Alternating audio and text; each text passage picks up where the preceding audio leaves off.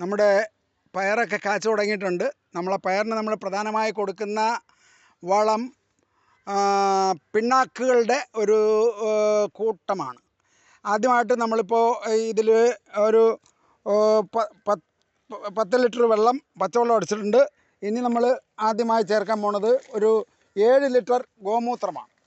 ഒരു 7 ലിറ്റർ ഗോമൂത്രം. ഇനി ഒരു 3 ലിറ്റർ കടൽ വെള്ളം. ഇനി 4 പിണ്ണാക്കുകളാണ്. ആദ്യമായി കടല പിണ്ണാക്ക്, അത് കഴിഞ്ഞിട്ട് വേപ്പും കുരു,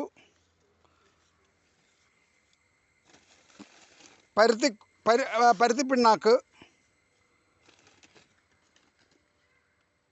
കപ്പലണ്ടി പിണ്ണാക്ക്. ഇങ്ങനെ 4 പിണ്ണാക്കുകൾ: തേങ്ങാ പിണ്ണാക്ക്, പരുത്തി പിണ്ണാക്ക്, കപ്പലണ്ടി പിണ്ണാക്ക്, വേപ്പിൻ പിണ്ണാക്ക്, വേപ്പിൻ്റെ കുരു. ഇങ്ങനെ ഇട്ടിട്ടുണ്ട്. ഇതാണ് നമ്മൾ പ്രധാന വളം.